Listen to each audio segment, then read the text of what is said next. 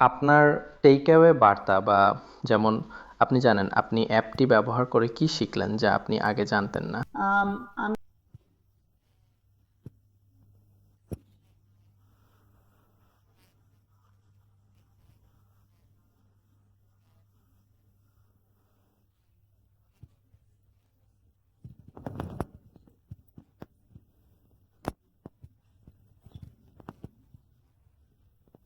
এবং আমি আরও শিখেছি যে অন্যান্য প্রশমক কারণ যেমন চাপ এবং খাদ্যাভ্যাস আপনার স্ট্রোকের বৃদ্ধিতে প্রভাব ফেলতে পারে। আমি আগে এগুলোর কিছুই জানতাম না। আম, আমি আরও শিখে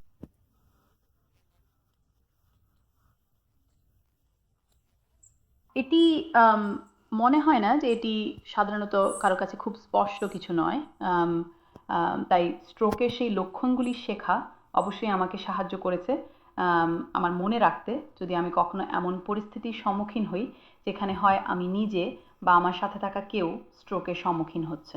আম, এবং এটি সত্যি আমার চোখ খুলে দিয়েছে যে আমি কি করতে পারি সাহায্য করার জন্য, আম, এবং এর দীর্ঘমেয়াদী প্রভাব যা আমার বা স্ট্রোক থেকে ভোগা ব্যক্তির উপর থাকতে পারে।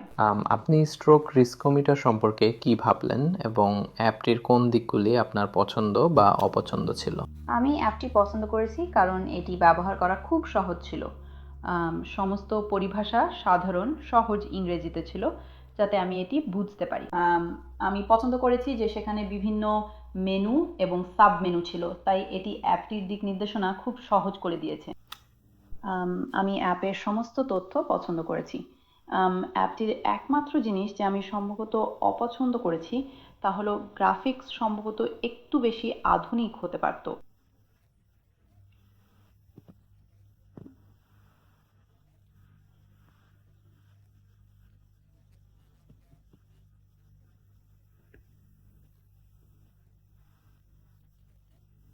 কিন্তু এর বাইরে আমি সত্যি অ্যাপটি উপভোগ করেছি কারণ এটি খুব তথ্যবহুল এবং ব্যবহার করা সহজ ছিল।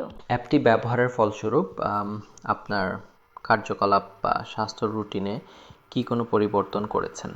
হ্যাঁ, আমি আসলে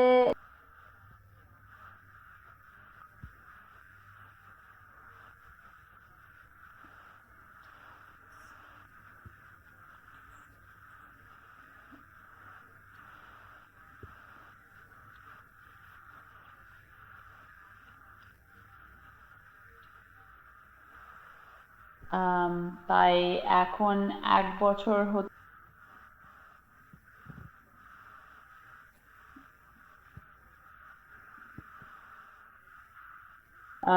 এবং আমি যা করছি তা হলো আরও স্বাস্থ্যকর খাদ্যাভ্যাস এবং ব্যায়াম, কারণ আমি বুঝতে পারিনি এটি আপনার স্ট্রোকের ঝুঁকির উপর কতটা প্রভাব ফেলতে পারে।